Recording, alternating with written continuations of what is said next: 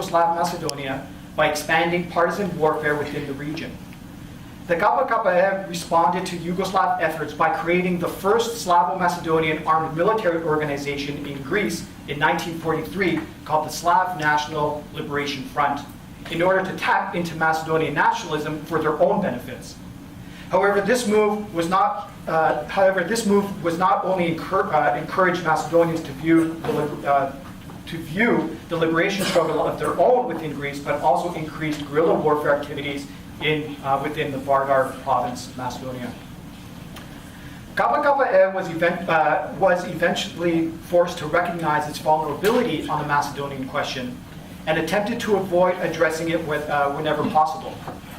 In 1943, likely because of pressure from the Communist Party of Yugoslavia, it took a position and attempted to deny that there was an issue. Yanis Zergos, one of the KKK's leaders, noted, and this is a quote from him, on the issue. This is one of the first times in that period where they're trying to deal with this issue. So they say, if the Bulgarians took yesterday Eastern Macedonia and Western Thrace, and today they advance to Central Macedonia, there is no doubt that they will jump over to Western Macedonia also. However, in Greek Macedonia, the racial mixture which existed prior to 1922 has ceased to exist. Greek populations, more than 1 million persons, have settled in Greek Macedonia and Thrace from the Balkans and Asia Minor. Within the result, that the ethnological composition of Greek Macedonia changed drastically and became as Greek as any other region of Old Greece. The Slav minority of Western Macedonia, numerically insignificant, is also struggling against occupational forces.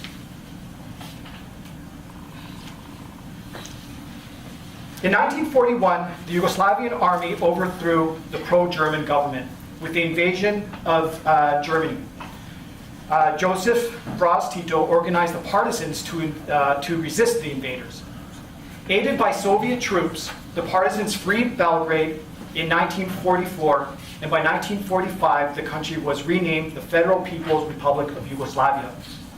Belgrade's new self-confidence was now at an all-time high, and it began to insist on the incorporation of Bulgarian and Greek Macedonia into Yugoslavia. In 1946, Tito rewarded Macedonian partisans by recognizing the Macedonian people, language, authorized the independent Orthodox Church, and established Macedonia as a republic of Yugoslavia in what was formerly Serbian Vardar. Yet Tito's Macedonian Republic was less about appeasing national sentiment, as was the communist modus operandi in the past, but more about his attempts to gain access to the Mediterranean. While galvanizing Macedonian nationalist support, Tito pledged for a united Macedonia as part of a future communist federation of Balkan people. Tito's Yugoslavian pan-Slavic nationalism for a greater Macedonia, however, irked the Soviet Union's own project to create a satellite state of a greater communist Macedonia through Bulgaria. The Tito-Stalin rift of 1948, which was partially instigated because of Tito's involvements in Macedonia, and the deterioration of Yugoslav-Bulgarian relations, left the project of communist Macedonia on Yugoslavia. Tito began his Macedonian project to counter Bulgarian sentiments. An official language was introduced. History tracing Yugoslavian Macedonian roots to Alexander, and national church were established by 1976. And his overall aim of a totalitarian regime was to impose a new consciousness on the population. With the establishment of a pro-Yugoslav political and cultural elite in Skopje, Tito now turned his Irredentist project to Greece, where he found sympathizers with the Greek Communist Party during the Greek Civil War. Owing to Tito's geopolitical ambitions, Yugoslavia became an active belligerent in the Greek Civil War of 1946 to 1949. Both Yugoslav and Bulgarian communists interfered in the war on the Greek communist side. While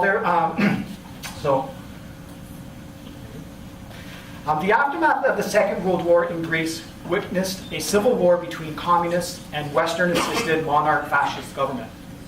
The Slavic-speaking minority aligned itself with the Greek Communist Party's Democratic Army of Greece, which fought to unite the Yugoslav, Greek, and Bulgarian parts of Macedonia into an autonomous communist Macedonia within Yugoslavia. When the communists lost the war in 1949, the Slavic communists found themselves on the wrong side of the conflict. The principal cause of the Greek Civil War can be found in the Second World War and the dramatic political changes that occurred because of the country's occupation by the Axis forces. The Greek communists, KKK, quickly dominated Greece's primary resistant movement with the National Liberation Front, or EAM. EAM attempted to eliminate competing groups, such as the Republican National and Social Liberation, and the increasingly conservative National Republican Greek League in its efforts to control resistance in Greece. During the Decemviriana, an uprising of the KKK-backed Elas against the government of unity, the KKK was the primary loser, and the Communist Party of Yugoslavia's efforts to assert its dominance over the Macedonian national movement was hindered. The Treaty of Varkiza in 1945 established a tenuous peace between the parties. As EAM and Elas disbanded into the north, the new Macedonian Republic became a safe haven for Greek communists where they sometimes received arms and equipment for their efforts to reclaim legitimacy.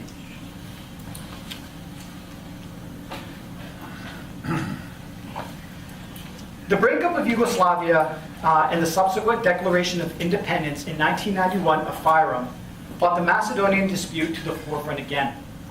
Greece perceived the appropriation of ancient Greek symbols by the new republic as irredentist behavior, and heightened historic anxieties from the Balkan Wars, the Greek Civil War, and Tito's Greater Socialist Macedonian Republic.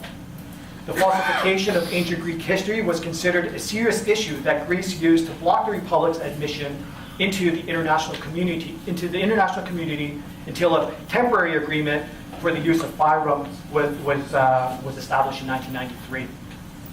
After Washington belatedly recognized Skopje in February 1994, Athens imposed a punishing 20-month embargo that ended with the US brokered interim agreement. Progress was achieved on September 13, 1995 in New York as the two states concluded an interim accord that allowed Fyrom to join international organizations on the condition that symbols and constitutional provisions were made, specifically the removal of their flags and the tone of irredentism from their constitution. Fyrom agreed to cease the use in any way of Greek symbols in all its forms displayed on its national flag, and replaced the 16-point gold Vergina star with an 8-point yellow sun.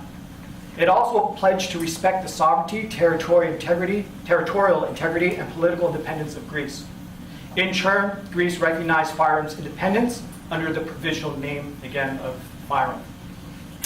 It lifted the economic embargo and ended its veto on its neighbor's application to join international organizations. The issue of the name was left to be dealt with in the future. And since it was important to both states, both sides appeared aware of the fact that it could take time to resolve.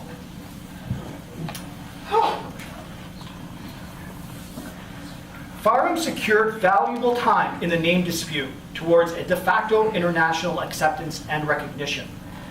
However, international success on the name did not address internal problems. In early 2001, it came close to ethnic civil war between the government and ethnic Albanian irregulars following the spillover effects of the nearby war in Kosovo.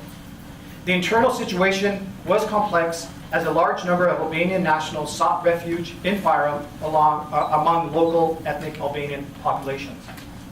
Fyrom's Albanian population was also disenfranchised by a political system that they felt ignored them. The war was averted with the signing of the Ohrid Peace Agreement in 2001, which stipulated the surrender of Albanian weapons in return for greater recognition and autonomy, and NATO soldiers were deployed to police the accord.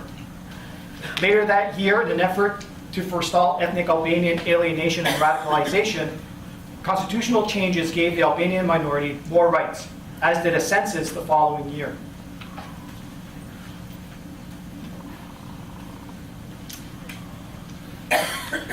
In 2008, relations between both states were set back at the NATO Bucharest summit when Greece blocked Fyrome's entry into NATO. Greece also blocked the EU from opening membership negotiations with Fyrome. The NATO and EU blockades inflicted a great penalty on the country, stalling its reform process and opening the door for abuse and authoritarian regime of the former Prime Minister Nikola Gruevski. Coupled with the rise of Albanian calls for more rights, the government of Skopje became increasingly nationalistic. The Skopje International Airport was renamed Alexander the Great, and a new city revitalization plan called Skopje 2014 saw the capital transformed at the cost of over 60 million euros into a neoclassical theme park, as you can see here. At the center of the cultural appropriation project was a 23-meter statue called Warrior on a Horse, clearly meant to be Alexander the Great. Gruevski's project was meant to make him the protector and defender of Macedonian identity. Political turmoil threatened to destabilize Fyrome in 2017. The disregard of Albanian rights, economic downturn, charges of alleged abuse of power, electoral fraud, violations of public procurement laws were levied against Gruevski's nationalist government. If you look at the bottom right-hand corner, you'll see one of these arches that was built in part of this project. You can see that there's paint. This was part of the protests that erupted in Skopje. People were upset that the cost for creating this theme park was over 600 million euros. So they threw paint on almost all of the monuments during these protests, just to highlight, the tensions at the time. Elections brought reformist Zoran Zaev into power with a new coalition government. Consolidating Albanian representation in government brought internal stability and allowed Zaev to turn to the name issue to increase the country's international participation. Ditching the ethno-nationalist approach of the previous government, Zaev appointed his foreign minister, Nikola Dimitrov, whose family was in exile from the Greek Civil War, to find a solution. On the Greek side, the government was facing internal troubles over debt and pressure from its creditors, and externally, it was facing challenges from an increasingly aggressive and autocratic Turkey. An agreement was signed on the 17th of June by Prime Minister Alexis Tsipras and Zoran Zaev. It is still questionable. At Greece's insistence, the new name is Erga Omnes, which means that it applies to all works in finding a solution to the name. As a result, Macedonia must change its constitution, opening the door to opposition from nationalist political opportunists, including Russia. Recent chaos in Macedonia has also attracted the attention of Moscow, which has stepped up its efforts to thwart Western strategy in the region, particularly in countries with Orthodox Christian majorities. So now we can kind of just focus a little bit more on the agreement. Everyone, I think, has a copy of it. But when we're looking at here, I kind of created a chart. I split up parts of it just to help make it a little bit more clear. But the first part here, Article 1, is really the focus of the agreement. On the Greek side, what they were trying to get was this idea of erga omnes, which is basically in all works, so that the new name will be present